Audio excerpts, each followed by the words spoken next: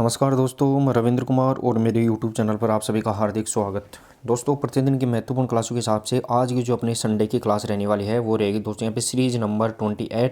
और चैनल पर पहली बार विजिट कर रहे हैं तो आर के फिजिकल एजुकेशन क्लासेस को आप सब्सक्राइब कर ले और बेल आइकन को प्रेस कर ले ताकि प्रतिदिन की महत्वपूर्ण क्लासों का नोटिफिकेशन आपको यहाँ से प्राप्त होता रहे।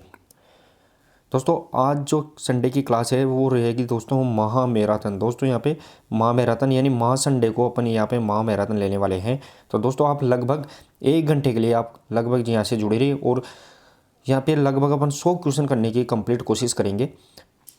तो क्लास को शुरू करने से पहले आप दोस्तों क्लास के लिए प्रतिदिन की वही काम करना है, यानी लाइक और शेयर एक बार क्लास को जरूर कर दिए। अपने अपने जितने भी डिजिटल प्लेटफॉर्म है, social media platform, WhatsApp, Telegram, इन पे आप क्लास को एक बार शेयर कर दिए। फिर अपन यहाँ पे क्लास को शुरू करने वाले हैं।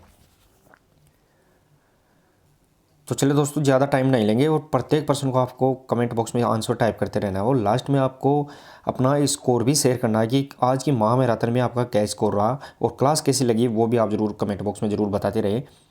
तो चलिए दोस्तों, पहला और इम्पोर्टेंट क्वेश्चन देखते हैं। वो रहने वाला है अपना क्वेश्चन नंबर 1। क्वेश्चन नंबर 1 देखिए दोस्तों, यहाँ पे क्वेश्चन नंबर 1 रहेगा दोस्तों, वो रहने वाला है जिस बिंदु पर शरीर का संपूर्ण भार और वजन केंद्रित हो क्या कहते हैं। दोस्तों ऐसा कौन सा बिंदु है जिस पर शरीर का संपूर्ण भार और वजन केंद्रित होता है, उसे अपन किस नाम से जानते हैं, वो अपने को यहाँ पे बताना है। द्रव्यमान केंद्र, गुरुत्व केंद्र, न्यूटन या फिर डाइन। इंपॉर्टेंट रहेगा दोस्तों यहाँ पे। तो चले दोस्तों, यहाँ पे जो जिस बिंदु पर शरीर का संपूर्ण भार और वजन केंद्रित होता है उसे अपन गुरुत्व केंद्र के नाम से जानते हैं। सही आंसर रहेगा दोस्तों गुरुत्व केंद्र, जिसे अपन सेंटर ऑफ ग्रेविटी CG के नाम से, सेंटर ऑफ ग्रेविटी के नाम से भी जानते हैं। इंपॉर्टेंट रहेगा दोस्तों यहाँ पे। नेक्स्ट और अगला प्रश्न नंबर 2 देखिए दोस्तों। प्रश्न नंबर 2 रहेगा अगला इंपॉर्टेंट क्वेश्चन। प्रश्न नंबर 2, निम्न में से डोपिंग की शारीरिक विधि कौन सी है। दोस्तों यहाँ पे डोपिंग जो डोप करते हैं, डोपिंग की जो शारीरिक विधि है वो कौन सी है, और ये अपने को यहाँ पे बताना है। स्टेरॉइड, जीन डोपिंग, उत्तेजक या फिर उपरोक्त सभी। दोस्तों वर्ल्ड वाडा होती है, जिसे अपन वाडा के नाम से जानते हैं, वर्ल्ड एंटी डोपिंग एजेंसी, जिसकी स्थापना 10 नवंबर 1999, ध्यान रखना है 10 नवंबर 1999 को हुई थी। और जो नाडा होती है, नेशनल एंटी डोपिंग एजेंसी, इसकी स्थापना 24 नवंबर 2005 को हुई थी। ये भी अपने को यहाँ पे ध्यान रखना है डेट संबंधी। तो प्रश्न नंबर 2 सही आंसर रहेगा दोस्तों, वो रहने वाला है जीन डोपिंग होती है वो शारीरिक विधि के द्वारा की जाती है, यानी एक व्यक्ति की जीन को ट्रांसफर किया जाता है दूसरे व्यक्ति में, तो वो जीन डोपिंग कहलाती है। नेक्स्ट और अगला प्रश्न नंबर 3 देखिए दोस्तों। प्रश्न नंबर 3 रहने वाला है वो रहेगा दोस्तों यहाँ पे मांसपेशीय तंतु के संकुचन एलिमेंट को क्या कहते हैं। दोस्तों जो मसल्स की जो संकुचन करने का जो एलिमेंट होता है, तत्व होता है, उसे अपन किस नाम से जानते हैं, यानी मांसपेशियों को कॉन्ट्रैक्टाइल करने का काम कौन करता है। दोस्तों संकुचन जिसे अपन कॉन्ट्रैक्टाइल के नाम से जानते हैं, कॉन्ट्रैक्टाइल यानी संकुचन करने का काम कौन करता है, कौन सा एलिमेंट होता है। तो मायोफिलामेंट, मायोफाइब्रिल, स्पाइंडल या एक्टिन। प्रश्न नंबर 3 सही आंसर रहेगा दोस्तों, वो रहने का मांसपेशी तंतु को संकुचन करने का जो एलिमेंट है उसे अपन मायोफाइब्रिल के नाम से जानते हैं। सही आंसर रहेगा दोस्तों यहाँ पे मायोफाइब्रिल। दोस्तों आज की प्रश्नोत्तरी में अपन ने कुछ प्रश्न करंट जीके से भी संबंधित अपन सेलेक्ट किए हैं और ज़्यादातर प्रश्नोत्तरी में सेलेक्टेड प्रश्न सेलेक्ट किए हैं जो आने वाले एग्जाम में आपको देखने को मिलेंगे।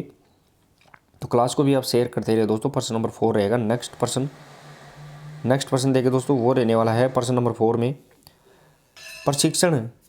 ध्यान रखना है दोस्तों, प्रशिक्षण किसी कार्य की प्रक्रिया होती है। प्रशिक्षण किसी कार्य की प्रक्रिया होती है, वो कौन सी प्रक्रिया होती है वो अपने को यहाँ पे बताना है। प्रशिक्षण किसी कार्य की प्रक्रिया होती है तो वो कौन से कार्य की प्रक्रिया होती है। दोस्तों यहाँ पे प्रशिक्षण किसी कार्य की प्रक्रिया होती है वो अपने को यहाँ पे बताना है। अल्पकालीन, मध्यकालीन, दीर्घकालीन या सूक्ष्मकालीन, यानी प्रशिक्षण देते हैं अपन, ट्रेनिंग देते हैं, तो वो कौन से कार्य को ध्यान में रखकर देते हैं। दोस्तों पीरियोडाइजेशन से संबंधित क्वेश्चन अपन यहाँ पे सेलेक्ट किया है। अवधिकालीनता, जिसे अपन हिंदी में अवधिकालीनता कहते हैं। तो प्रश्न नंबर 4 सही आंसर रहेगा दोस्तों यहाँ पे दीर्घकालीन परिणाम को ध्यान में रखकर ट्रेनिंग सदैव दीर्घकालीन समय को ध्यान में रख के, यानी लंबे समय को ध्यान में रखकर दी जाती है। नेक्स्ट और अगला प्रश्न नंबर 5 देखिए दोस्तों। क्वेश्चन नंबर 5 रहने वाला है वो रहेगा दोस्तों यहाँ पे किसी व्यक्ति के जोड़ों के लचक कहते हैं। दोस्तों यहाँ पे किसी व्यक्ति के जो जोड़ होते हैं तो उसको लचक कहते हैं, यानी क्या आएगा वो अपने को रिक्त स्थान में बढ़ना है, क्या रहेगा वो अपने को यहाँ पे बताना है। किसी व्यक्ति के जोड़ों के लचक को कहते हैं यानी लचक किसे कहते हैं? जोड़ों के आकार को, विस्तार को, क्षमता को या ऊर्जा को। तो प्रश्न नंबर 5 सही आंसर रहेगा दोस्तों यहाँ पे विस्तार, यानी जोड़ों के विस्तार को अपन लचक कहते हैं। सही आंसर रहेगा दोस्तों विस्तार। यहाँ पे अगर विस्तार लिखते हैं तो अपने को यहाँ पे पता लग जाएगा दोस्तों कि किसी व्यक्ति के जोड़ों के विस्तार को लचक कहते हैं, यानी फ्लेक्सिबिलिटी के नाम से जानते हैं, फ्लेक्सिबिलिटी कहते हैं। नेक्स्ट और अगला प्रश्न नंबर 6। प्रश्न नंबर 6 देखिए दोस्तों, 6 रहेगा अपना अगला इंपॉर्टेंट क्वेश्चन। वो देखिए, मांसपेशियों की आइसोमेट्रिक शक्ति को किस इकाई द्वारा मापा जाता है? दोस्तों मांसपेशियों की 3 प्रकार की शक्ति होती है। आइसोमेट्रिक शक्ति है, इसे अपन किस इकाई के द्वारा मापते हैं? दोस्तों यहाँ पे मांसपेशियों की 3 प्रकार की शक्ति है, एक आइसोमेट्रिक, एक आइसोटोनिक होती है, आइसोटोनिक, और तीसरी होती है वो आइसोकाइनेटिक के नाम से जानी है, आइसोकाइनेटिक। जो आइसोमेट्रिक होती है वो हेटिंगर और मूलर के द्वारा दी गई है। आइसोटोनिक है वो डॉक्टर लून के द्वारा, और आइसोकाइनेटिक है वो डॉक्टर पेरियन के द्वारा। ये भी अपने को यहाँ पे ध्यान रखना है। तो आइसोमेट्रिक शक्ति कौन सी होती है दोस्तों? स्थिर शक्ति होती है, जैसे दीवार के धक्का लगाती है तो दीवार आगे नहीं जाती, लेकिन अपने मांसपेशियों में तनाव होता है तो वो आइसोमेट्रिक स्थिर शक्ति होती है। प्रश्न नंबर 6 सही आंसर रहेगा दोस्तों। उसे अपन पाउंड के द्वारा मापते हैं, ये अपने को यहाँ पे ध्यान रखना है। आइसोमेट्रिक शक्ति को पाउंड के द्वारा मापा जाता है। नेक्स्ट और अगला प्रश्न नंबर 7 देखिए दोस्तों। प्रश्न नंबर 7 रहेगा दोस्तों, वो रहने वाला है लैक्टिक एसिड किसकी देन होती है? दोस्तों जो लैक्टिक एसिड होता है, जिसे अपन हिंदी में दुग्धामल के नाम से जानते हैं, वो किसकी देन होती है? दोस्तों लैक्टिक अम्ल को अपन हिंदी में दुग्धामल के नाम से जानते हैं, दुग्धामल। तो ये किसकी देन होती है? दोस्तों अगर मांसपेशियों में लैक्टिक अम्ल जम जाता है तो उससे अपने थकान जल्दी आ जाती है, जिसे अपन फटीग के नाम से जानते हैं। तो प्रश्न नंबर 7 सही आंसर रहेगा दोस्तों एनाएरोबिक मेटाबॉलिज्म, यानी अनोक्सी क्रियाओं के, ऐसी क्रियाएं जिसमें ऑक्सीजन का आना जाना नहीं होता है, एनाएरोबिक मेटाबॉलिज्म होता है, उसमें लैक्टिक अम्ल जल्दी जमता है। जैसे 100 मीटर हो गया, 200 मीटर हो गया, 400 मीटर हो गया, तो इनमें अगर लैक्टिक अम्ल की मात्रा जल्दी से जमती है। नेक्स्ट और अगला प्रश्न नंबर 8 देखिए दोस्तों। प्रश्न नंबर 8, गोल लाइन, ध्यान रखना है दोस्तों, गोल लाइन टेक्नोलॉजी का प्रयोग किस खेल में किया जाता है? जो गोल लाइन है, इस टेक्नोलॉजी का प्रयोग है वो किस खेल में किया जाता है, ये अपने को यहाँ पे बताना है। हॉकी, फुटबॉल, हैंडबॉल या क्रिकेट। गोल लाइन टेक्नोलॉजी का प्रयोग किस खेल में किया जाता है? और दोस्तों क्लास पसंद आती है तो क्लास को शेयर ज़्यादा से ज़्यादा करते रहिए आप। एक बार आप सभी अपने अपने डिजिटल प्लेटफॉर्म जैसे व्हाट्सएप, टेलीग्राम या फेसबुक, जितने भी सोशल मीडिया प्लेटफॉर्म है उन पर एक बार क्लास को जरूर शेयर करें। दोस्तों आपका शेयर करना मेरे को यहाँ पे मोटिवेट देता है, तो मोटिवेट करने के लिए आप शेयर क्लास को जरूर किया करो। प्रश्न नंबर 8 सही आंसर रहेगा दोस्तों, फुटबॉल के अंदर अपन गोल लाइन टेक्नोलॉजी का प्रयोग करते हैं, जिससे अपन ऑफसाइड का जजमेंट करते हैं, यानी ऑफसाइड का जो जजमेंट करते हैं वो यहाँ पे गोल लाइन टेक्नोलॉजी के द्वारा ही किया जाता है। नेक्स्ट और अगला प्रश्न नंबर 9 देखिए दोस्तों। प्रश्न नंबर 9 रहेगा दोस्तों, यहाँ पे सेजिटल प्लेन शरीर को बांटता है। दोस्तों यहाँ पे जो सेजिटल प्लेन है ये शरीर को किस भाग में बांटता है वो अपने को यहाँ पे बताना है। इंपॉर्टेंट रहेगा दोस्तों यहाँ पे प्लेन 3 प्रकार के होते हैं, एक सेजिटल, दूसरा फ्रंटल और तीसरा होता है वो हॉरिजेंटल के नाम से जाना जाता है। और तीनों ही शरीर को बांटने का काम करते हैं, और तीनों ही प्लेन के साथ में 3 एक्स भी जुड़े होते हैं, उनको भी अपन सेजिटल, फ्रंटल और वर्टिकल एक्स के नाम से जानते हैं। तो दोस्तों ये कोई व्यक्ति है मान लो, और इसका यह हाथ वाला पोर्शन, ये इसका पैरों का पोर्शन है, और ये हाथ हो गए दोनों तरफ। तो सेजिटल प्लेन व्यक्ति को सामने से यानी आगे से पीछे या पीछे से आगे की ओर जाता है। इस प्रकार ये टोटल व्यक्ति को 2 भागों में यानी आधा दायां और आधा बायां डिवाइड करेगा, ये अपने को यहाँ पे ध्यान रखना है। तो प्रश्न नंबर 9 सही आंसर रहेगा दोस्तों यहाँ पे आधा दायां और आधा बायां में जो डिवाइड करता है वो सेजिटल प्लेन होता है। नेक्स्ट और अगला प्रश्न नंबर 10। प्रश्न नंबर 10 देखिए दोस्तों। प्रश्न नंबर 10 रहेगा दोस्तों यहाँ पे स्कूल स्वास्थ्य रिकॉर्डों का उपयोग किया जाना चाहिए। दोस्तों जो स्कूल में स्वास्थ्य रिकॉर्ड है इनका उपयोग किया जाना चाहिए, किसके द्वारा उपयोग किया जाता है? केवल नर्स द्वारा, चिकित्सा द्वारा, विद्यार्थी को बेहतर समझने के लिए शिक्षक के द्वारा या अभिभावक के द्वारा। वेरी वेरी इंपॉर्टेंट है दोस्तों, यहाँ पे पूछा गया प्रश्न है, बहुत बार पूछ लिया गया प्रश्न है सीधा सीधा। तो स्कूल के अंदर जो स्वास्थ्य रिकॉर्ड रखा जाता है तो किसके उपयोग के लिए रखा जाता है वो अपने को यहाँ पे बताना है। तो चलिए दोस्तों प्रश्न नंबर 10 सही आंसर रहेगा दोस्तों वो रहने वाला है, स्कूल में जो स्वास्थ्य रिकॉर्ड रखा जाता है वो विद्यार्थियों को बेहतर समझने के लिए एक शिक्षक के द्वारा, ध्यान रखना, एक शिक्षक के द्वारा यहाँ पे रखा जाता है। नेक्स्ट और अगला प्रश्न नंबर 11 देखिए दोस्तों।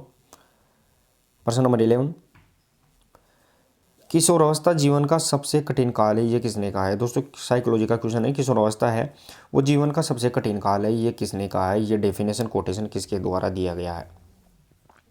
किशोरावस्था जीवन का सबसे कठिन काल है, ये कहने वाला कौन है?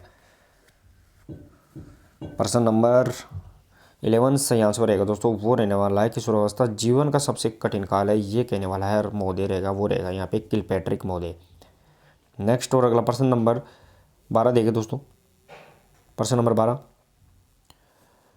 ग्रीक भाषा के शब्द साइको का अर्थ क्या है? दोस्तों यहाँ पे ग्रीक भाषा के शब्द है जो साइको, इसका अर्थ क्या है वो अपने यहाँ पे बताना है, इंपॉर्टेंट रहेगा दोस्तों। यहाँ पे सीधा सीधा सबसे पहले तो अपने को प्रश्न में उत्तर मिल गया, जो साइको शब्द है वो कौन सी भाषा का शब्द है, तो वो ग्रीक भाषा का शब्द है। सबसे पहले अपने को ये पता रहना चाहिए, लेकिन इसका अर्थ क्या है? चेतना, मन, आत्मा या फिर मस्तिष्क। प्रश्न नंबर 12 और सही आंसर रहेगा दोस्तों, वो रहने वाला है ग्रीक भाषा के शब्द साइको का अर्थ होता है उसे अपन आत्मा कहते हैं।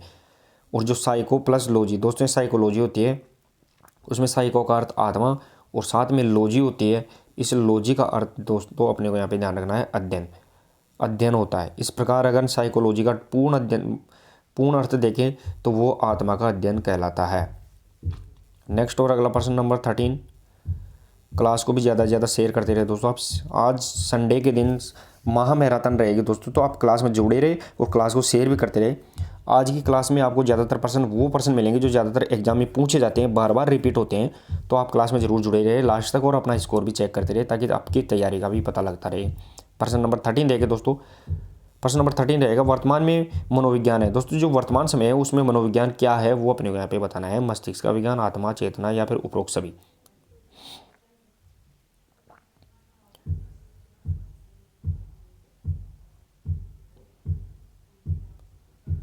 दोस्तों प्रश्न नंबर 13 सही आंसर रहेगा दोस्तों, वर्तमान में जो मनोविज्ञान है वो यहाँ पे मस्तिष्क का विज्ञान भी नहीं है, आत्मा का भी नहीं है, चेतना का नहीं है, लेकिन ऑप्शन के अकॉर्डिंग देखें तो आत्मा का हो सकता है, लेकिन वैसे इसका सही आंसर आएगा वो रहेगा दोस्तों यहाँ पे व्यवहार का विज्ञान है। वर्तमान में मनोविज्ञान क्या है? व्यवहार का मनोविज्ञान रहेगा दोस्तों ऑप्शन के अकॉर्डिंग।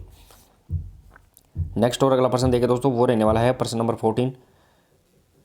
प्रश्न नंबर 14 देखें दोस्तों। प्रश्न नंबर 14 रहेगा सतत विकास का सिद्धांत किसने दिया है? दोस्तों यहाँ पे सतत विकास है इसका सिद्धांत है वो किसने दिया है वो अपने को यहाँ पे बताना है। हरलोक, स्किनर, वुडवर्थ या फिर रोस। सतत विकास का सिद्धांत किसने दिया है? और दोस्तों क्लास पसंद आती है तो क्लास को आप शेयर करते रहिए ताकि ज़्यादातर एक बार शेयर करने से दोस्तों आपकी जो संख्या बढ़ती है वो मेरे को यहाँ पे मनोबल दिलाता है, तो आप शेयर करने में कमी ना रखें। प्रश्न नंबर 14 सही आंसर रहेगा दोस्तों, सतत विकास का सिद्धांत है वो हरलोक महोदय के द्वारा दिया गया है। नेक्स्ट और अगला प्रश्न नंबर 15 देखें दोस्तों। प्रश्न नंबर 15 रहेगा अगला इंपॉर्टेंट क्वेश्चन, वो रहने वाला है मानव शरीर में गिरवा कशेरुकाओं की संख्या कितनी होती है? दोस्तों मानव मनुष्य के शरीर में जो गिरवा कशेरुकाएं होती है उसकी संख्या कितनी होती है वो अपने को यहाँ पे बताना है। 12, 22, 8 या फिर 33। दोस्तों यहाँ पे करेक्शन करना है, ऑप्शन के अपन को 8 की जगह 7 रखना है दोस्तों, यहाँ पे 7 ऑप्शन मानना है। तो प्रश्न नंबर 15 का जो सही आंसर आएगा वो 7 ही आएगा दोस्तों। आपको बता दूँ थोड़ा टाइपिंग मिस्टेक है।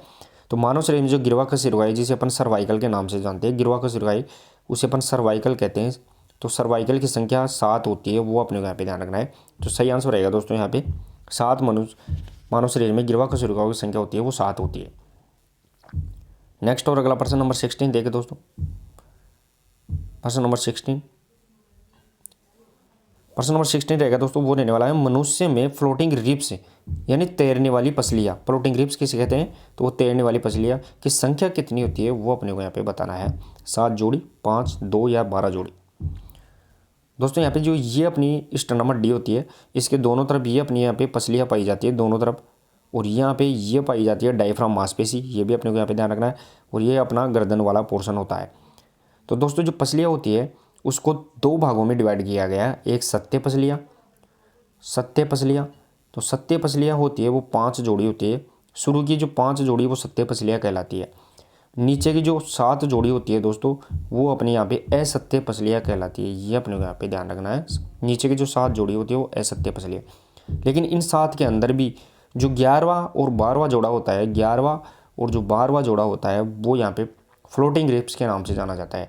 तो कितनी जोड़ी हो गई दोस्तों? 2 जोड़ी यहाँ पे फ्लोटिंग ग्रिप्स की कहलाती है। सही आंसर रहेगा दोस्तों 2 जोड़ी तैरने वाली या फ्लोटिंग ग्रिप्स की पसलियाँ होती है। आगे देखो तो दोस्तों प्रश्न नंबर 17। प्रश्न नंबर 17 रहेगा दोस्तों अगला इंपॉर्टेंट क्वेश्चन। मानव शरीर की सबसे पतली हड्डी का क्या नाम है? दोस्तों यहाँ पे मानव शरीर है, उसकी सबसे पतली हड्डी पूछी गई है, उसका क्या नाम है वो अपने यहाँ पे बताना है। स्टेपिज, फीमर, फिबुला या स्टर्नम। दोस्तों यहाँ पे सबसे पतली हड्डी का नाम पूछा गया है, वो अपने यहाँ पे कमेंट बॉक्स में टाइप करना है। तो चलिए दोस्तों प्रश्न नंबर 17 में मैं आपको बता दूं दोस्तों, जो स्टेपिज होती है ये मानव शरीर की सबसे छोटी हड्डी होती है। सबसे छोटी हड्डी, शरीर की सबसे छोटी हड्डी वो स्टेपिज। फीमर होती है वो शरीर की सबसे लंबी, ध्यान रखना है दोस्तों, सबसे लंबी हड्डी होती है।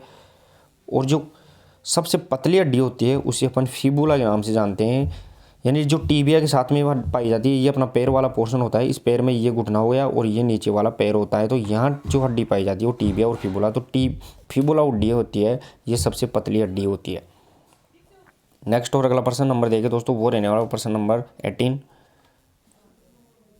प्रश्न नंबर 18 देखे दोस्तों, टोड मेमोरियल ट्रॉफी किस खेल से संबंधित है? दोस्तों यहाँ पे एक ट्रॉफी दी गई है टोड मेमोरियल, या इसे मेमोरियल टोड ट्रॉफी भी कहते हैं। वो किस खेल से संबंधित है वो अपने को यहाँ पे बताना है। फुटबॉल, हॉकी, शतरंज या फिर जूडो।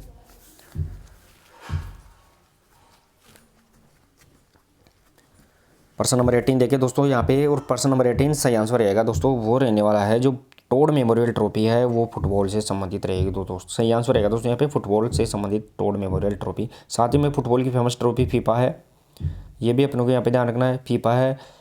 इसी के साथ में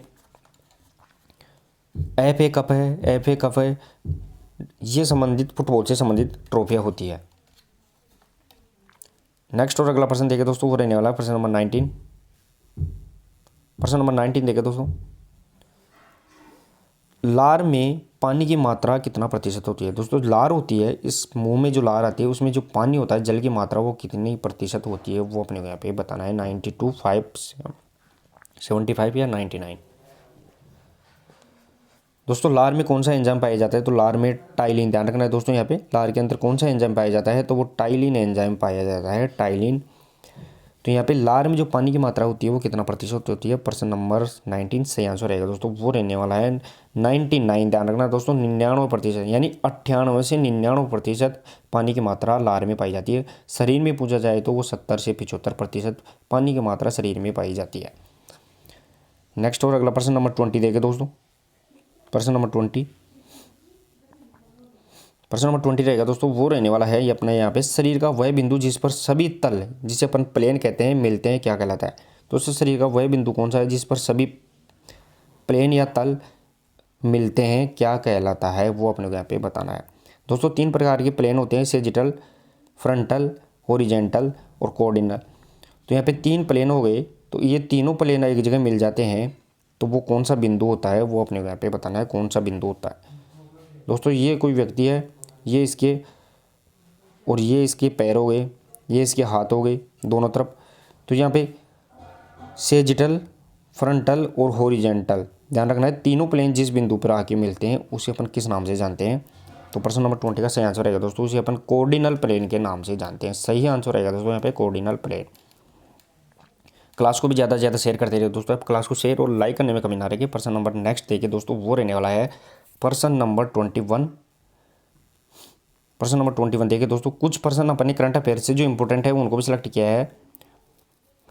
प्रश्न नंबर 21 रहेगा दोस्तों यहाँ पे, महिला फुटबॉल एशिया कप 2022, ध्यान रखना है दोस्तों, महिला फुटबॉल एशिया कप 2022 का खिताब किस देश ने जीता है? Bharat, America, Japan, China. दोस्तों महिला फुटबॉल एशिया कप 2022 इंपॉर्टेंट है, इसलिए इसको सिलेक्ट किया गया है। तो ये किस देश ने इसका खिताब जीता है वो अपने को यहाँ पे बताना है। प्रश्न नंबर 21 सही आंसर रहेगा दोस्तों वो रहने वाला है चीन ने। ध्यान रखना है दोस्तों, महिला एशिया कप फुटबॉल का टूर्नामेंट 2022 के अंदर है वो चाइना ने जीता है। सही आंसर रहेगा दोस्तों यहाँ पे चीन। 9 नेक्स्ट और अगला प्रश्न नंबर 22।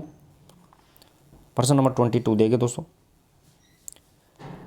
प्रश्न नंबर 22 रहेगा, नवी राष्ट्रीय आइस हॉकी चैंपियनशिप 2022 का खिताब किस देश ने जीता है? दोस्तों यहाँ पे जो 9 नंबर की जो राष्ट्रीय आइस हॉकी चैंपियनशिप 2022 है, इसका खिताब किसने जीता है, कौन से राज्य ने जीता है, वो अपने को यहाँ पे बताना है।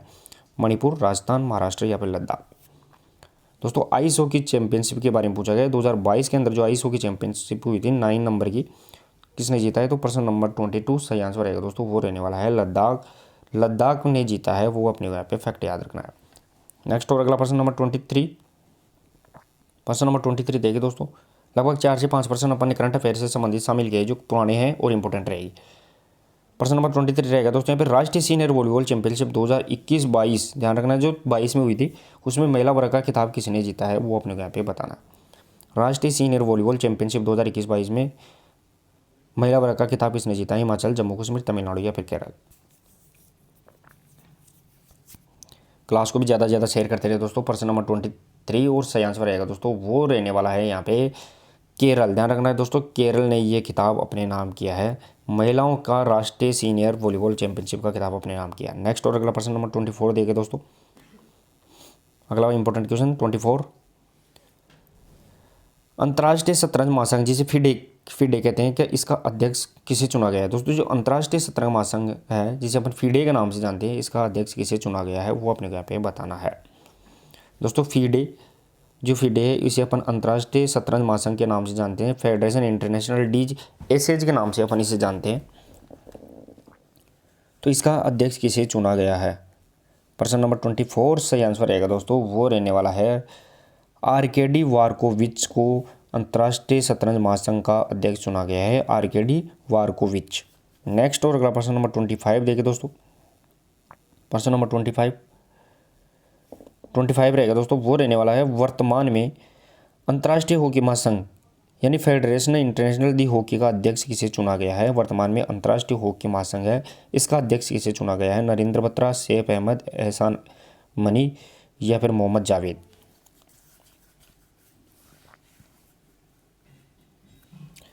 चलिए दोस्तों, प्रश्न नंबर 25 का जो सही आंसर रहेगा दोस्तों, वो रहने वाला है अंतर्राष्ट्रीय हॉकी महासंघ का जो अध्यक्ष चुना गया है, वो चुना गया है दोस्तों यहाँ पे सैफ अहमद को। ये सही आंसर रहेगा दोस्तों यहाँ पे सैफ अहमद।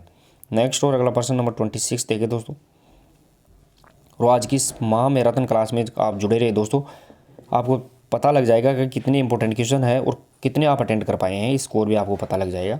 प्रश्न नंबर 26 देखिए दोस्तों, यहाँ पे भारत का कौन सा शहर फार्मूला ई 2023 की एक रेस की मेजबानी करेगा। दोस्तों यहाँ पे भारत का कौन सा शहर है जो फार्मूला ई 2023 की रेस का मेजबानी करेगा, वो अपने यहाँ पे बताना है। अहमदाबाद, नोएडा, हैदराबाद या फिर मुंबई। दोस्तों रेसिंग से संबंधित होती है, जो रेसिंग होती है उस रेसिंग से संबंधित ये टूर्नामेंट होता है फार्मूला ई 2023, जिसमें ऑडी, मर्सिडीज ऐसी कंपनियों की जो कार होती है उनको आजमाया जाता है। तो प्रश्न नंबर 26 का सही आंसर रहेगा दोस्तों, वो रहने वाला है हैदराबाद। ध्यान रखना है दोस्तों, हैदराबाद के अंदर फार्मूला ई 2023 का आयोजन किया जाएगा। नेक्स्ट और अगला प्रश्न नंबर 27 देखिए दोस्तों, प्रश्न नंबर 27 रहेगा दोस्तों, वो रहने वाला है भारतीय ताजा मूल इस्लाम ने किस चैंपियनशिप में स्वर्ण पदक जीता है। दोस्तों भारतीय खिलाड़ी है ताजा मूल इस्लाम, इसने किस चैंपियनशिप में गोल्ड मेडल जीता है, वो अपने को यहाँ पे बताना है। विश्व कुश्ती चैंपियनशिप, शतरंज चैंपियनशिप, मुक्केबाजी चैंपियनशिप या फिर विश्व बैडमिंटन चैंपियनशिप। इंपॉर्टेंट रहेगा दोस्तों, ताजा मूल इस्लाम है वो किस चैंपियनशिप में गोल्ड मेडल अपने नाम किया है। प्रश्न नंबर 27 सही आंसर रहेगा दोस्तों, वो रहने वाला है विश्व शतरंज चैंपियनशिप। ध्यान रखना है दोस्तों, विश्व शतरंज चैंपियनशिप है, इसमें भारतीय ताजा मूल इस्लाम ने गोल्ड मेडल अपने नाम किया है। नेक्स्ट और अगला प्रश्न नंबर 28, प्रश्न नंबर 28 देखिए दोस्तों, प्रश्न नंबर 28 रहेगा हाल ही में किस खिलाड़ी को ब्रिटिश संसद से सम्मानित किया गया है। दोस्तों यहाँ पे कौन सा खिलाड़ी जिसे ब्रिटिश संसद से सम्मानित किया गया है। सचिन तेंदुलकर, विराट कोहली, महेंद्र सिंह धोनी या फिर सौरव गांगुली। कौन सा खिलाड़ी जिसे ब्रिटिश संसद के द्वारा सम्मानित किया गया है। प्रश्न नंबर 28 का सही आंसर रहेगा दोस्तों, वो रहने वाला है हाल ही में जो ब्रिटिश संसद के द्वारा जो सम्मानित किया गया है वो यहाँ पे सौरव गांगुली। ध्यान रखना है दोस्तों, सौरव गांगुली जो क्रिकेट से संबंधित है उसको ब्रिटिश संसद द्वारा सम्मानित किया गया। नेक्स्ट और अगला प्रश्न नंबर 29, प्रश्न नंबर 29 देखिए दोस्तों, 29 रहेगा दोस्तों, वो रहने वाला है स्पोर्ट्स स्टार एसेज अवार्ड 2022 में स्पोर्ट्समैन ऑफ द ईयर। ध्यान रखना दोस्तों, स्पोर्ट्समैन ऑफ द ईयर किसमें, स्पोर्ट्स स्टार एसेज 2022 में स्पोर्ट्समैन ऑफ द ईयर का अवार्ड है वो किसने जीता है, वो अपने यहाँ पे बताना है। Rafael Nadal, Neeraj Chopra, Lionel Messi या रोनाल्डो। स्पोर्ट्स स्टार एसेज 2022 का जो sportsman year of the award है वो किसने जीता है? प्रश्न नंबर 29 सही आंसर रहेगा दोस्तों, वो रहने वाला है नीरज चोपड़ा। ध्यान रखना दोस्तों यहाँ पे नीरज चोपड़ा जो किसका खिलाड़ी है? जो भाला फेंक का खिलाड़ी है। ये अपने को यहाँ पे फैक्ट याद रखना है, भाला फेंक से संबंधित खिलाड़ी है जो टोक्यो ओलंपिक के अंदर गोल्ड मेडल जीत कर लाया था। नेक्स्ट और अगला प्रश्न नंबर 30 देखिए दोस्तों। प्रश्न नंबर 30 रहेगा दोस्तों, वो रहने वाला है अंतर्राष्ट्रीय बॉक्सिंग एसोसिएशन, जिसे अपन IBA के नाम से जानते हैं, कि एथलीट समिति की नई अध्यक्ष कौन बनी है? दोस्तों अंतर्राष्ट्रीय बॉक्सिंग एसोसिएशन की एथलीट समिति की नई अध्यक्ष कौन बनी है? लवलीना बोरगम, मेरीकॉम, मंजू रानी या साक्षी मलिक?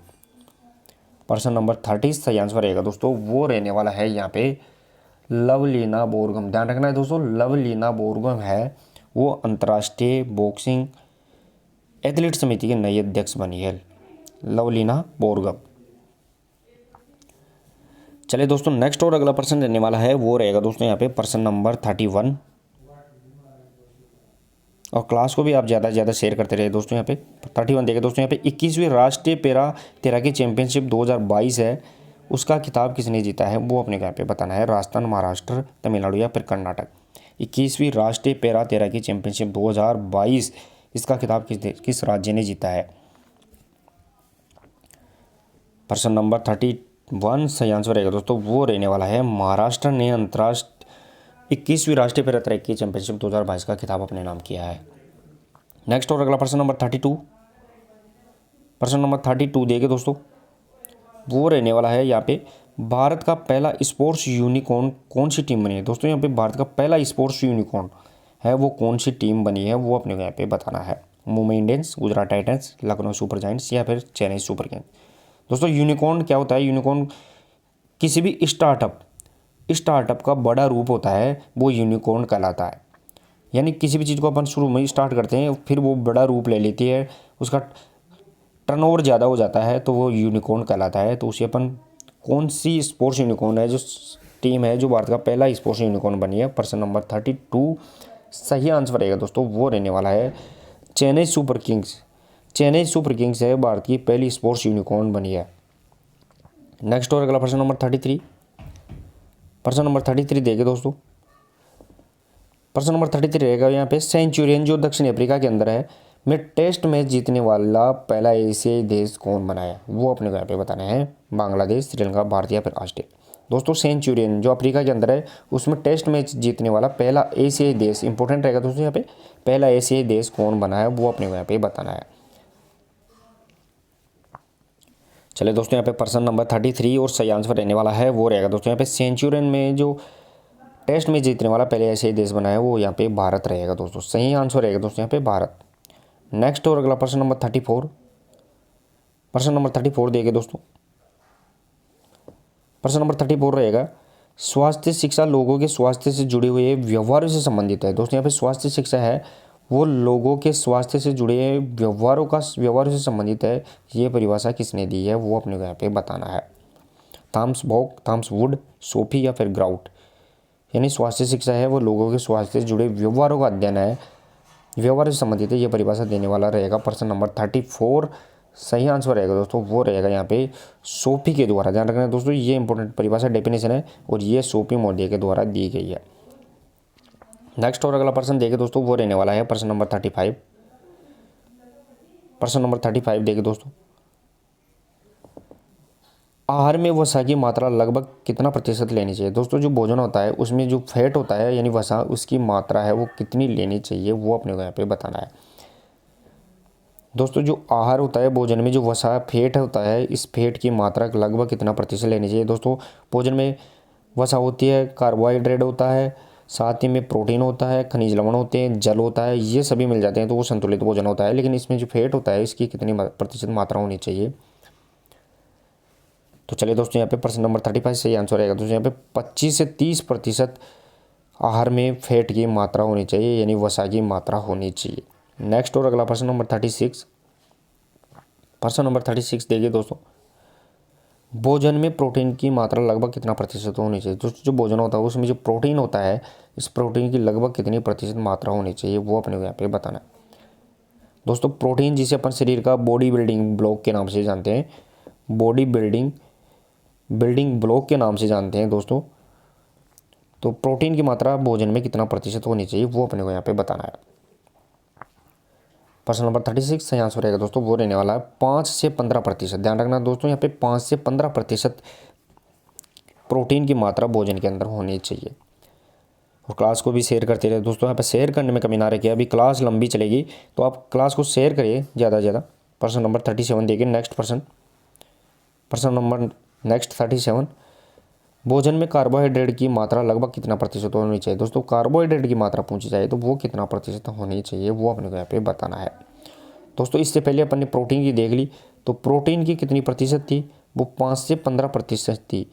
और वसा की कितना प्रतिशत थी, तो वसा की भी अपन ने देखी थी दोस्तों 25 से 30% अपन ने वसा की देखी थी। लेकिन अब जो कार्बोहाइड्रेट की देखी जा रही है वो कितना प्रतिशत रहेगी दोस्तों, तो प्रश्न नंबर 37 सही आंसर रहेगा दोस्तों वो रहने वाला है 55 से 60% भोजन में ही कार्बोहाइड्रेट की मात्रा होनी चाहिए। यानी सबसे ज़्यादा भोजन में कौन सी, तो कार्बोहाइड्रेट होना चाहिए, उसके बाद में वसा होनी चाहिए और तीसरे स्थान पर प्रोटीन का नंबर आता है, वो भी अपने को यहाँ पे ध्यान रखना चाहिए। नेक्स्ट और अगला प्रश्न नंबर 38, प्रश्न नंबर 38 देखिए दोस्तों। प्रश्न नंबर 38 रहने वाला है कौन से विटामिन को विटामिन एच भी कहा जाता है। यानी कौन सा विटामिन है जिसे अपन विटामिन एच के नाम से जानते हैं वो अपने को यहाँ पे बताना है। विटामिन D3, B5, K या विटामिन B7।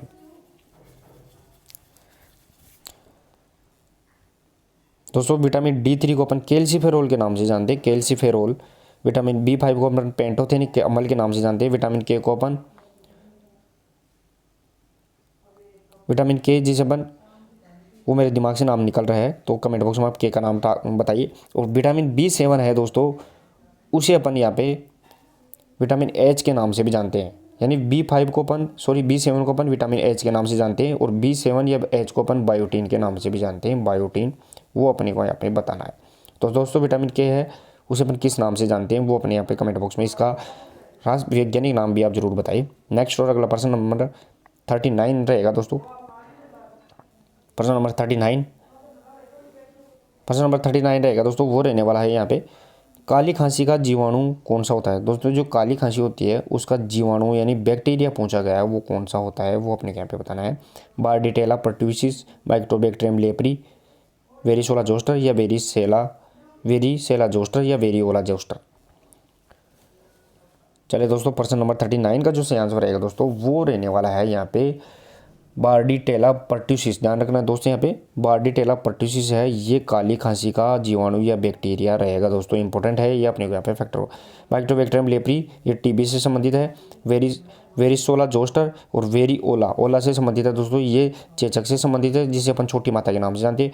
और ये वेरिसोला जोस्टर रहेगा अगला इंपॉर्टेंट। नेक्स्ट और अगला प्रश्न देखे दोस्तों वो रहने वाला है क्वेश्चन नंबर 40। क्वेश्चन नंबर 40 देखे दोस्तों, निम्न में से प्रोटोजोआ जनित रोग कौन सा नहीं है। दोस्तों यहाँ पे प्रोटोजोआ से जनित रोग कौन सा नहीं है वो नहीं है पूछा गया है दोस्तों। इसका मतलब 3 रोग इसमें प्रोटोजोआ से संबंधित है, 3 रोग प्रोटोजोआ से संबंधित है, 1 रोग नहीं है। तो पेचिस, मलेरिया, पायरिया या एड्स। चले दोस्तों यहाँ पे प्रश्न नंबर 40 और सही आंसर रहेगा दोस्तों वो रहने वाला है जो एड्स रोग है वो प्रोटोजोआ से संबंधित नहीं रहेगा दोस्तों। बाकी पेचिस, मलेरिया और पायरिया ये प्रोटोजोआ से संबंधित है। जो एड्स है वो वायरस से संबंधित रोग रहेगा दोस्तों, ये अपने को यहाँ पे फैक्ट याद रख रहा है। नेक्स्ट और अगला प्रश्न नंबर 41 दोस्तों, महासंडे को महामैराथन चल रही है तो आप क्लास में बने रहे, आपको अपनी तैयारी का भी एहसास हो जाएगा कितना इंपॉर्टेंट आपकी कितनी तैयारी चल रही है। प्रश्न नंबर 41 क्वाशियोरकोर रोग किसकी कमी के कारण होता है। दोस्तों ये जो क्वाशियोरकोर रोग है वो किसकी कमी के कारण होता है वो अपने को यहाँ पे बताया। आयरन, प्रोटीन, आयोडीन या फिर इंसुलिन। दोस्तों यहाँ पे क्वाशियोरकोर साथ में एक रोग और होता है जिसे अपन मरासमस के नाम से जानते हैं। मरासमस के नाम से भी जानते हैं। तो यहाँ पे क्वाशियोरकोर और मरासमस है।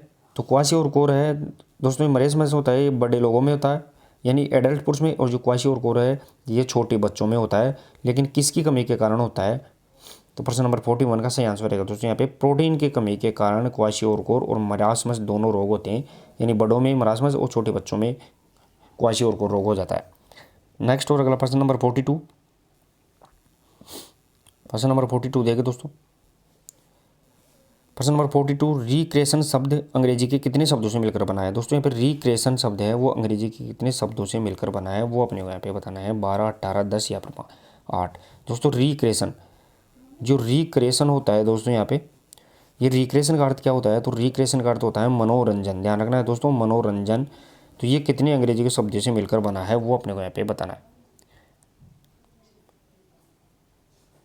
प्रश्न नंबर 42 सही आंसर रहेगा दोस्तों, वो रहने वाला है रिक्रिएशन शब्द है वो अंग्रेजी के 10 शब्दों से मिलकर बना है, और इनमें भी प्रत्येक का अर्थ अलग अलग होता है, वो अपन थ्योरी की क्लास में इनके बारे में डिस्कस करेंगे। नेक्स्ट और अगला प्रश्न नंबर 43। प्रश्न नंबर 43 देखिए दोस्तों, प्रश्न नंबर 43 रहेगा लाइसर शब्द। दोस्तों यहाँ पे लाइसर शब्द है वो लाइसर से बना है, जिसका अर्थ होता है आज्ञा दी गई। ये कौन सी भाषा का शब्द है। दोस्तों यहाँ पे जो लाइसर शब्द है, ध्यान रखना है, जो लाइसर शब्द है वो कौन सी शब्द से, लाइसर से बना है, जिसका अर्थ क्या होता है आज्ञा दी गई। ध्यान रखना है दोस्तों, तो ये कौन सी भाषा का शब्द है वो अपने को यहाँ पे बताना है। दोस्तों लाइसर है वो लाइसर LICERE इससे बना है, कौन सा शब्द, लाइसर, लेकिन इसका अर्थ है आज्ञा दी गई। तो ये कौन सी भाषा का शब्द है वो अपने को यहाँ पे बताना है, ग्रीक, लैटिन, फ्रेंच, स्पेनिश। प्रश्न नंबर 43 सही आंसर आएगा दोस्तों, वो रहने वाला है, ये लैटिन भाषा के लाइसर शब्द से लाइसर का निर्माण हुआ है। नेक्स्ट और अगला प्रश्न नंबर 44 देखिए दोस्तों, प्रश्न नंबर 44, सूर्य नमस्कार की प्रथम अवस्था में कौन से मंत्र का जाप किया जाता है। दोस्तों जो सूर्य नमस्कार होता है उसमें जो प्रथम अवस्था होती है उसमें कौन से मंत्र का जाप किया जाता है वो अपने को यहाँ पे बताना है। दोस्तों सूर्य नमस्कार में कितनी अवस्थाएं होती है, तो 12 अवस्थाओं में सूर्य नमस्कार को कंप्लीट किया जाता है, लेकिन उसमें से जो प्रथम अवस्था होती है उसमें कौन से मंत्र का जाप किया जाता है। प्रश्न नंबर 44 सही आंसर रहेगा दोस्तों, वो रहने वाला है, जो सूर्य नमस्कार की प्रथम अवस्था होती है उसमें जो मंत्र का जाप किया जाता है वो यहाँ पे ओम मित्राय नमः। ध्यान रखना है दोस्तों, ओम मित्राय नमः, इसके अंदर सूर्य नमस्कार की प्रथम अवस्था में यह मंत्र का जाप किया जाता है। नेक्स्ट और अगला प्रश्न नंबर 45। प्रश्न नंबर 45 देखिए दोस्तों, सूर्य नमस्कार की अंतिम अवस्था, ध्यान रखना है दोस्तों, सूर्य नमस्कार की अंतिम अवस्था कौन सी है, 12वीं अवस्था है, उसमें कौन से मंत्र का जाप किया जाता है वो अपने को यहाँ पे बताना है। दोस्तों प्रथम अवस्था में कौन से मंत्र का जाप करते थे, तो ओम मित्राय नमः, उसमें प्रथम अवस्था में करते हैं, ये प्रथम अवस्था में अपन कर रहे हैं, लेकिन अंतिम अवस्था जो 12वीं अवस्था है उसमें कौन से मंत्र का जाप कर रहे हैं, तो प्रश्न नंबर 45 का जो सही आंसर रहेगा दोस्तों वो रहने वाला है ओम भास्कराय नमः है। ये सूर्य नमस्कार की अंतिम अवस्था यानी 12वीं अवस्था में किया जाता है, वो ओम भास्कराय नमः। नेक्स्ट और अगला प्रश्न नंबर 46। प्रश्न नंबर 46 देखिए दोस्तों, रिजर्व एनर्जी बैंक कौन सी आयु कहलाती है। दोस्तों यहाँ पर रिजर्व एनर्जी बैंक है वो कौन सी आयु कहलाती है, कौन सी विंड कहलाती है, अपान, समान, व्यान या उदान। दोस्तों शरीर में 5 जगह प्राण पाई जाती है, जो प्राण आयु है वो शरीर में 5 जगह पाई जाती है, जिसे अपन अपान, समान, व्यान, उदान, 4 नाम ये अपन यहाँ पे जानते हैं। तो उसमें से जो रिजर्व एनर्जी है यानी जो एक इकट्ठी रहती है शरीर में वो कौन सी आयु कहलाती है, तो प्रश्न नंबर 46 का सही आंसर रहेगा दोस्तों, जो शरीर में व्यान वायु होती है, व्यान, ये शरीर में रिजर्व एनर्जी के रूप में जानी जाती है। नेक्स्ट और अगला प्रश्न नंबर 47 देखिए दोस्तों, ताल व लयबद्ध क्रियाओं में कौन सी शिक्षण विधि का प्रयोग किया जाता है। दोस्तों यहाँ पे ताल और लयबद्ध क्रियाएं होती है उसमें कौन सी शिक्षण विधि का प्रयोग करते हैं वो अपने को यहाँ पे बताना है, स्वेच्छा से, व्याख्यान विधि, अंश विधि या आदेश विधि। ताल और लयबद्ध क्रियाएं होती हैं उसमें कौन सी शिक्षण विधि का या टीचिंग मेथड होती है उसका अपन प्रयोग करते हैं, कौन सी टीचिंग मेथड का प्रयोग करते हैं। प्रश्न नंबर 47 का जो सही आंसर रहेगा दोस्तों वो रहने वाला है यहाँ पे आदेश यानी कमांड मेथड का प्रयोग करते हैं। ताल और लयबद्ध क्रियाएं करते हैं उसमें अपन कमांड मेथड का प्रयोग करते हैं, सही आंसर रहेगा दोस्तों यहाँ पे कमांड मेथड। नेक्स्ट और अगला प्रश्न नंबर 48। प्रश्न नंबर 48 देखिए दोस्तों, 48 रहने वाला है, कौन सी शिक्षण विधि में बच्चों के सामने समस्याएं रख दी जाती है और बच्चे उनका समाधान के लिए विचारों को लिखते हैं। यानी कौन सी शिक्षण विधि है ऐसी जिसमें बच्चों के सामने समस्याएं रख दी जाती है और बच्चे उनके समाधान के लिए अपने विचारों को लिखते हैं, वो अपने को यहाँ पे बताना है, किंडरगार्टन, अनुकरण, प्रोजेक्ट या फिर मोंटेसरी विधि। प्रश्न नंबर 48 का जो सही आंसर रहेगा दोस्तों वो रहने वाला है यहाँ पे प्रोजेक्ट विधि। ध्यान रखना है दोस्तों, प्रोजेक्ट विधि में यानी किसी भी कार्य को करने के लिए बच्चों को कोई भी प्रोजेक्ट देते हैं। अब बच्चों के लिए जो प्रोजेक्ट को पूरा करना वो समस्या है और बच्चे अपने विचारों को उसके द्वारा हल करते हैं, प्रोजेक्ट को सोल्व करने की कोशिश करते हैं। नेक्स्ट और अगला प्रश्न नंबर 49। प्रश्न नंबर 49 देखिए दोस्तों, निम्न में से प्रस्तुतिकरण का पद कौन सा नहीं है। दोस्तों यहाँ पे प्रस्तुतिकरण जिसे अपन प्रेजेंटेशन कहते हैं उसका कौन सा पद नहीं है, उसका कौन सा स्टेप या क्रम नहीं है, वो अपने को यहाँ पे बताना है। प्रेजेंटेशन का कौन सा पद या क्रम नहीं है। निर्णय, निरीक्षण, पर्यवेक्षण, अनुस्थापन। प्रश्न नंबर 49 सही आंसर रहेगा दोस्तों वो रहने वाला है यहाँ पे निर्णय है वो प्रस्तुतिकरण या प्रेजेंटेशन का पद या क्रम नहीं होता है। साथ में निरीक्षण, पर्यवेक्षण, अनुस्थापन ये इसके स्टेप या क्रम होते हैं। नेक्स्ट और अगला प्रश्न नंबर 50 देखें दोस्तों। प्रश्न नंबर 50, निम्नलिखित में से प्रस्तुतिकरण का सिद्धांत कौन सा नहीं है। दोस्तों यहाँ पे प्रेजेंटेशन का जो प्रिंसिपल है, सिद्धांत है, वो कौन सा नहीं है वो अपने को यहाँ पे बताना है। क्रियाशील विभाजन, पूर्वानुमान, तैयारी या योजना। यानी प्रेजेंटेशन करते हैं उसमें कौन सा सिद्धांत लागू नहीं होता है।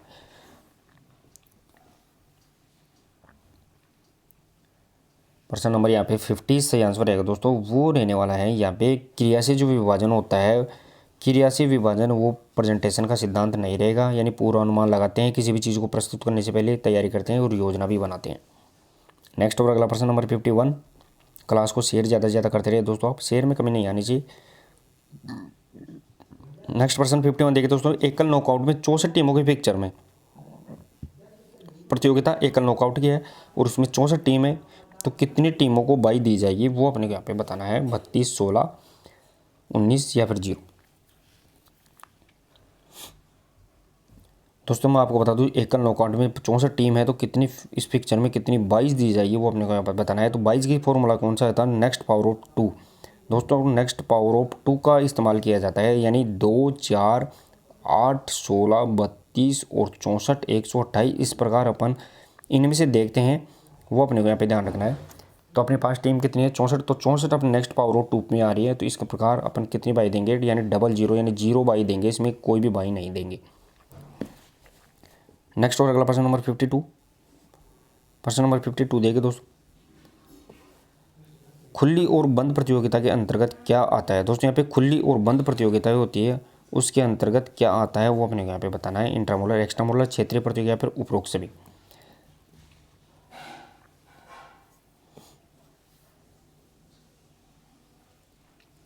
चलिए दोस्तों यहाँ पे प्रश्न नंबर 52 सही आंसर रहेगा। दोस्तों यहाँ पे एक्स्ट्रा मोलर है वो खुली और बंद प्रतियोगिता दोनों के अंतर्गत आएगा, यानी इसके अंदर खुली भी शामिल होती है और बंद भी दोनों ही शामिल होती है, वो एक्स्ट्रा मोलर के अंतर्गत शामिल रहेगी दोस्तों। नेक्स्ट और अगला प्रश्न नंबर 53। प्रश्न नंबर 53 देखिए दोस्तों, अंतर महाविद्यालय खेल प्रतियोगिता का प्रकार है। दोस्तों जो अंतर महाविद्यालय खेल प्रतियोगिता होती है वो किस प्रकार का होती है वो अपने यहाँ पे बताना है। इंट्रामोलर, एक्स्ट्रामोलर, मनोरंजन या बिल्डअप गेम। अंतर महाविद्यालय।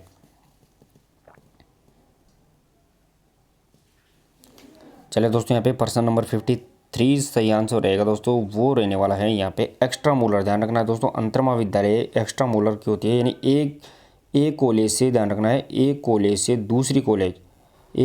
दूसरी कॉलेज के अगर बीच में गेम होता है तो उसे अपन अंतर महाविद्यालय कहते हैं। तो वो एक कॉलेज से दूसरी कॉलेज के बीच में एक्स्ट्रा मोलर रहेगा दोस्तों। नेक्स्ट और अगला प्रश्न नंबर 54। प्रश्न नंबर 54 देखिए दोस्तों,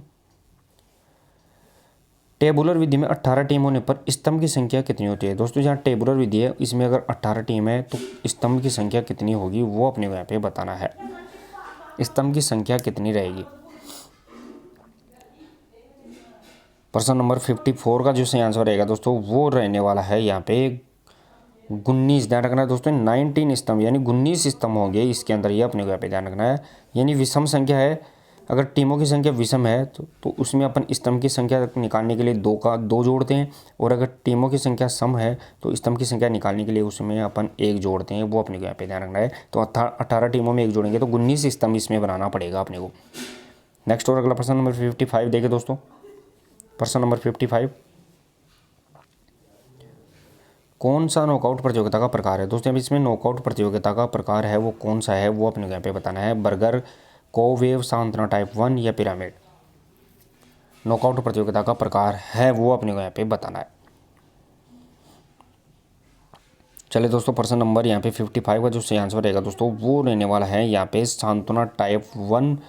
ये नॉकआउट प्रतियोगिता का प्रकार रहेगा दोस्तों। सही आंसर रहेगा दोस्तों यहाँ पे सांत्वना टाइप 1। दोस्तों साथ में जो बर्गर है, कोवेव है, कोवेव किसका आएगा तो वो चैलेंज प्रतियोगिता से संबंधित है, पिरामिड से चैलेंज से संबंधित रहेगा। बर्गर को अपन लीग प्रतियोगिता के नाम से जानते हैं, वो अपने को यहाँ पे ध्यान रखना है। नेक्स्ट और अगला प्रश्न नंबर 56। प्रश्न नंबर 56 देखिए दोस्तों, इंट्रामुरल प्रतियोगिता से क्या तात्पर्य है। दोस्तों जो इंट्रामुरल प्रतियोगिता होती है इसका क्या तात्पर्य है वो अपने यहाँ पे बताना है। संस्था के अंदर, संस्था के बाहर, जिला स्तर या राज्य स्तर। इंट्रामुरल दोस्तों दो होती है, एक इंट्रामुरल और एक होती है एक्स्ट्रामुरल, ध्यान रखना है एक्स्ट्रामुरल। तो एक्स्ट्रामुरल संस्था से बाहर होती है दोस्तों, ये अपने को ध्यान रखना है। इंट्रामुरल होती है वो कहाँ होती है तो प्रश्न नंबर 56 का सही आंसर रहेगा दोस्तों संस्था के अंदर ही कोई प्रतियोगिता करवाई जाती है तो वो इंट्रामुरल। जैसे एक स्कूल है, एक स्कूल के पूरे बच्चों को 10 टीमों में बांट दिए थे, फिर उनके बीच मैच करवाते हैं तो वो इंट्रामुरल कहलाएगी दोस्तों। नेक्स्ट और अगला प्रश्न नंबर 57 देखिए दोस्तों। प्रश्न नंबर 57 क्लास को भी शेयर करते रहे दोस्तों। यहाँ पे अंतःसदनीय प्रतियोगिता का आदर्श वाक्य क्या है। दोस्तों जो अंतःसदनीय प्रतियोगिता होती है जिसे अपन इंट्रामुरल के नाम से जानते हैं उसका आदर्श वाक्य क्या है, यानी उसका थीम वर्ड क्या है वो अपने को यहाँ पे बताना है। दोस्तों जो अंतःसदनीय प्रतियोगिता होती है इंट्रामुरल के नाम से जानी जाती है, उसका थीम वर्ड क्या है वो अपने को यहाँ पे बताना है। प्रश्न नंबर 57 का जो सही आंसर रहेगा दोस्तों वो रहने वाला है खेल सबके लिए और सब खेल के लिए। ध्यान रखना है दोस्तों यहाँ पे खेल सबके लिए और सब खेल के लिए होता है वो यहाँ पे इंट्रामुरल या अंतःसदनीय प्रतियोगिता का आदर्श वाक्य रहेगा दोस्तों। नेक्स्ट और अगला प्रश्न नंबर 58। प्रश्न नंबर 58 देखिए दोस्तों, निम्न में से अंतरसदनीय यानी एक्स्ट्रामुरल प्रतियोगिता का रूप है। दोस्तों यहाँ पे अंतरसदनीय यानी एक्स्ट्रामुरल प्रतियोगिता का रूप है, कौन सा रूप है। खुली प्रतियोगिता, अभ्यास मैच, आवर्ती प्रतियोगिता या फिर उपरोक्त सभी। दोस्तों एक्स्ट्रामुरल की बात कर रहे हैं, इंग्लिश वर्जन पे ज़्यादा ध्यान देना अपने को। एक्स्ट्रामुरल तो इसका प्रतियोगिता का रूप कौन सा है, खुला होता है, अभ्यास मैच भी उसमें होते हैं, आवर्त प्रतियोगिता होती है, यानी उपरोक्त सभी। ध्यान रखना है प्रश्न नंबर 58 का सही आंसर रहेगा दोस्तों उपरोक्त सभी एक्स्ट्रामुरल या अंतरसदनीय प्रतियोगिता से संबंधित होते हैं। नेक्स्ट और अगला प्रश्न नंबर 59। प्रश्न नंबर 59 देखिए दोस्तों, और क्लास को भी शेयर करते रहो दोस्तों, क्लास को शेयर करने में आप कमी कर रहे हैं। प्रश्न नंबर 59, कार्टिलेज की मैट्रिक्स में विद्यमान प्रोटीन कौन सा होता है। जो कार्टिलेज होता है उसकी मैट्रिक्स में जो कौन सा प्रोटीन होता है वो अपने को यहाँ पे बताना है। दोस्तों कार्टिलेज क्या होता है, उपास्थि के नाम में अपन उपास्थि होती है उसे अपन कार्टिलेज के नाम से जानते हैं। तो उसकी प्रोटीन कौन सा प्रोटीन उसमें पाया जाता है, एक्टिन, मायोसिन, रेनिन या कैंड्रिन। चलिए दोस्तों प्रश्न नंबर 59 सही आंसर रहेगा दोस्तों यहाँ पे कैंड्रिन प्रोटीन। ये उपास्थि के मैट्रिक्स यानी उसके छोटे छोटे धागों के रूप में होता है, वो मैट्रिक्स कैंड्रिन रहेगा दोस्तों यहाँ पे। नेक्स्ट और अगला प्रश्न नंबर 60 देखिए दोस्तों। प्रश्न नंबर 60 रहने वाला है वो रहेगा दोस्तों यहाँ पे सभी साइनोवियल संधियाँ होती है। दोस्तों सभी साइनोवियल जो संधियाँ होती है वो कौन सी होती है वो अपने को यहाँ पे बताना है। चला अल्प चलिए या उपरोक्त सभी। दोस्तों साइनोवियल संधियाँ यानी जोड़, तो कौन सा जोड़ होता है साइनोवियल।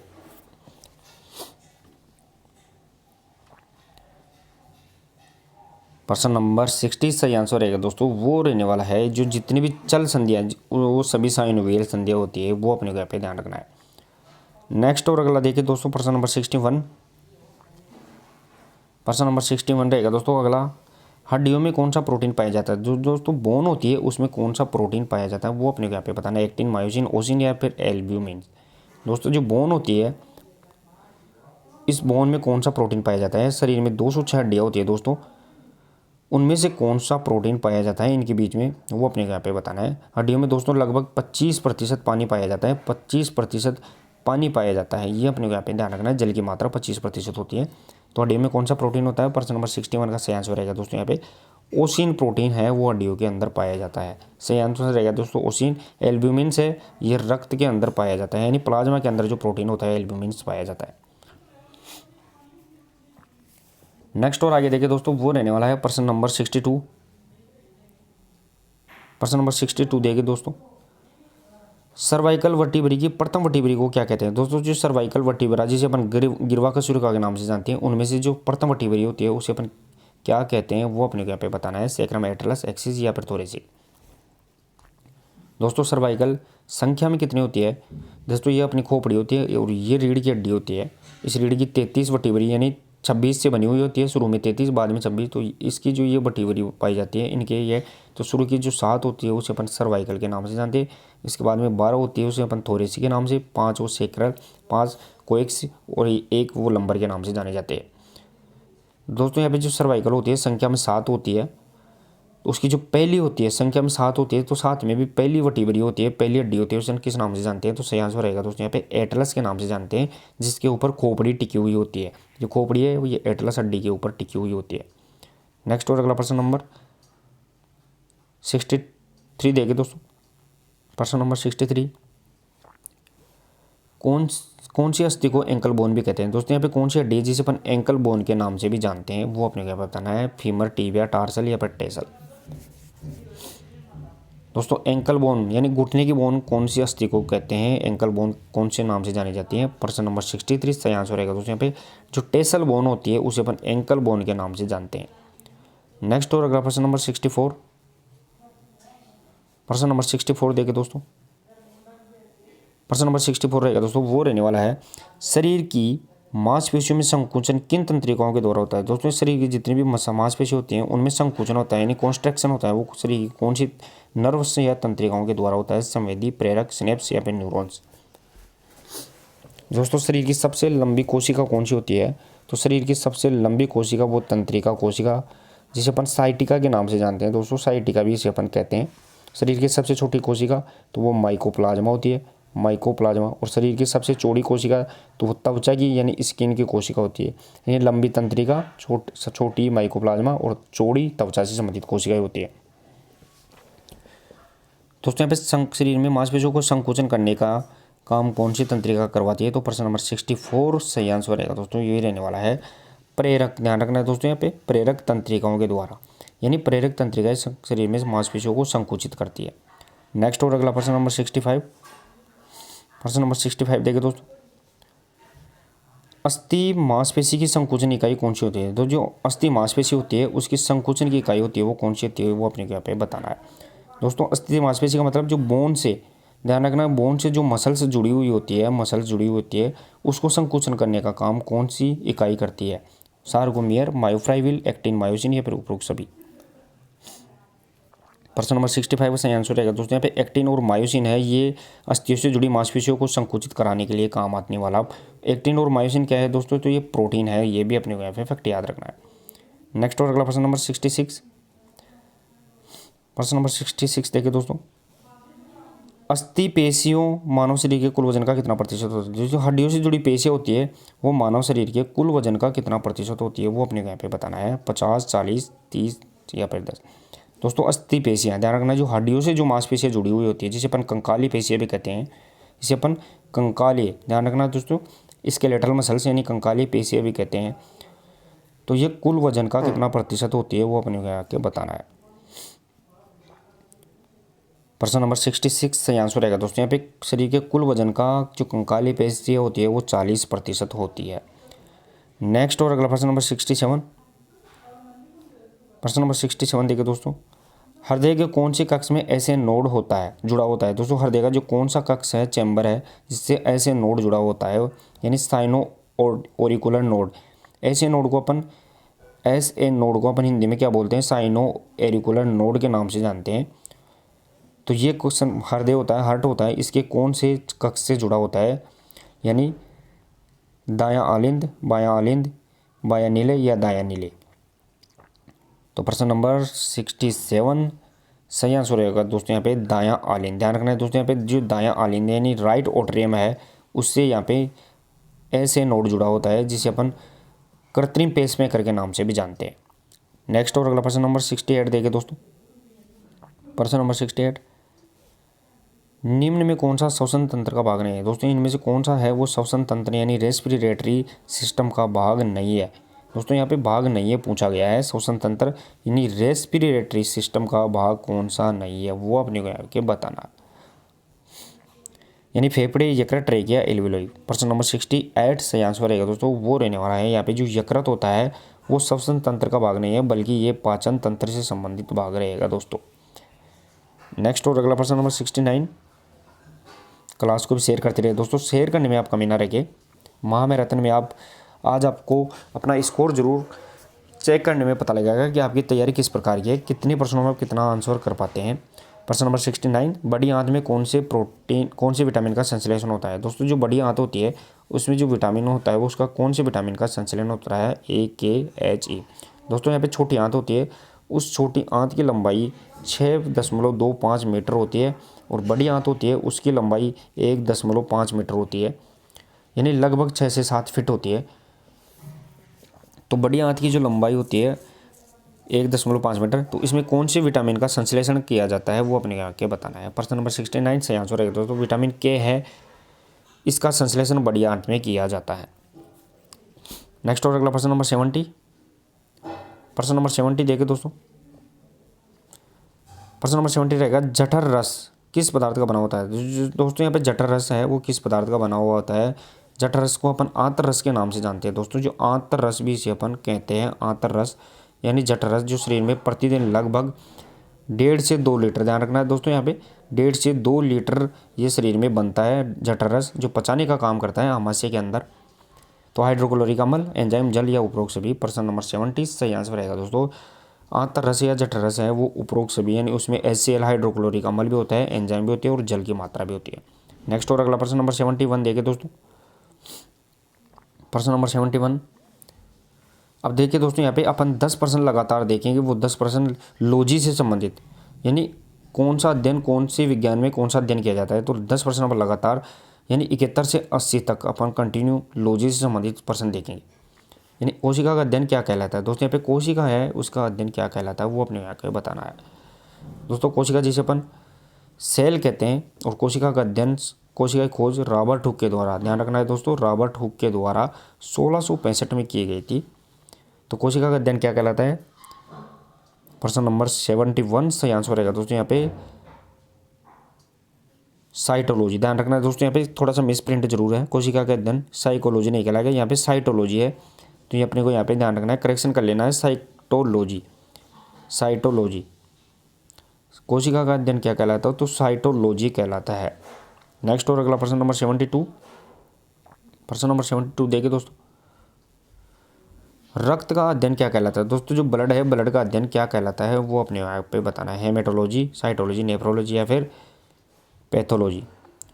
दोस्तों रक्त यानी ब्लड है तो इसका अध्ययन क्या कहलाता है। दोस्तों ब्लड 2 चीज़ों से मिलकर बनता है, प्लाज्मा, प्लाज्मा और कणिकाई, ध्यान रखना है दोस्तों, यानी प्लाज्मा और कणिकाई। तो प्लाज्मा 55% और कणिकाई 45% पाई जाती है।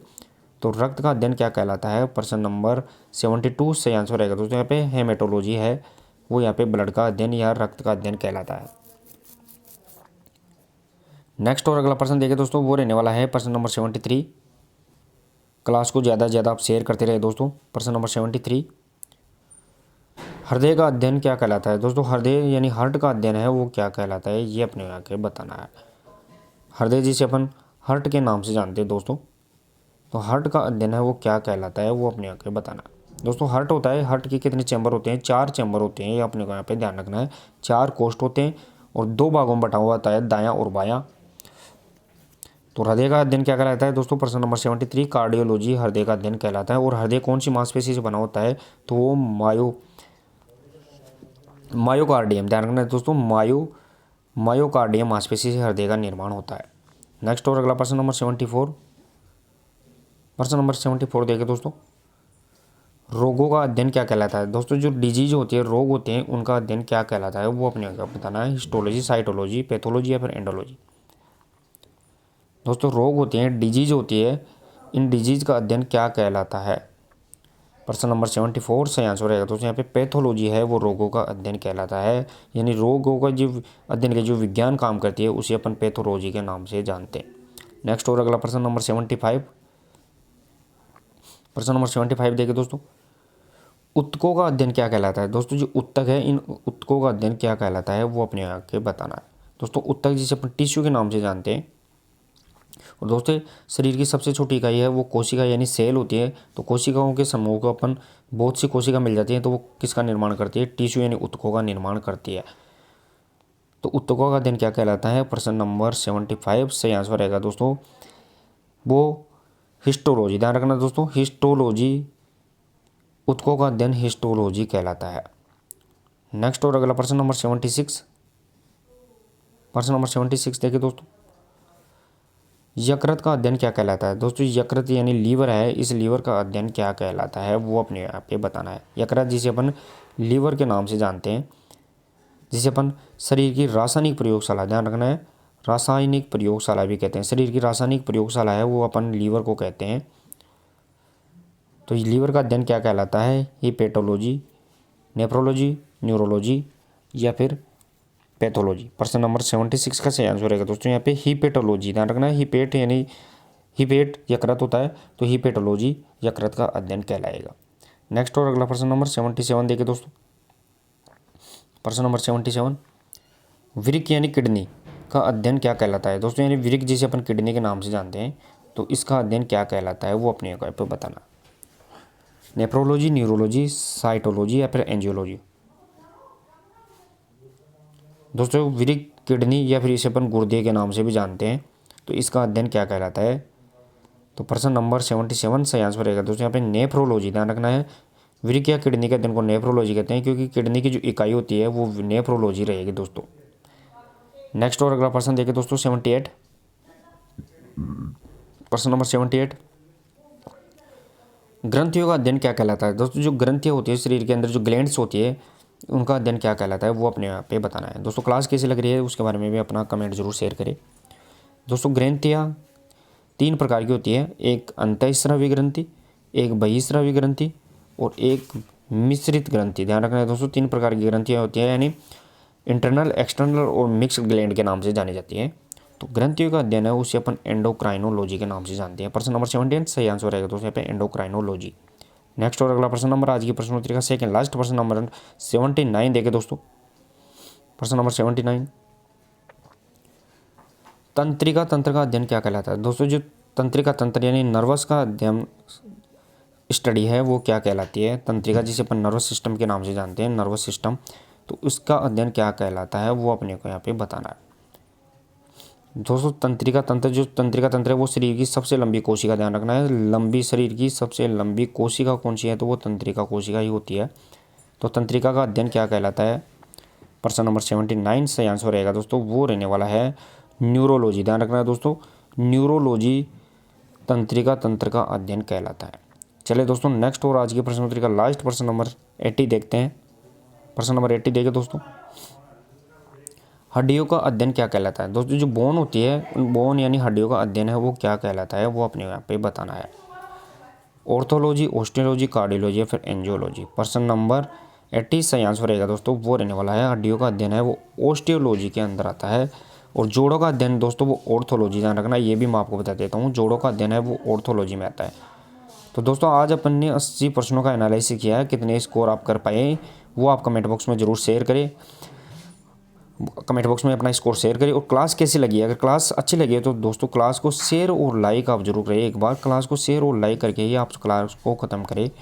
तो दोस्तों आज की माह मैराथन में आप क्लास अच्छी लगी हो तो शेयर और लाइक जरूर करें। मिलते हैं दोस्तों कल एक नेक्स्ट और इम्पोर्टेंट क्लास के साथ, तब तक के लिए धन्यवाद, थैंक यू सो मच।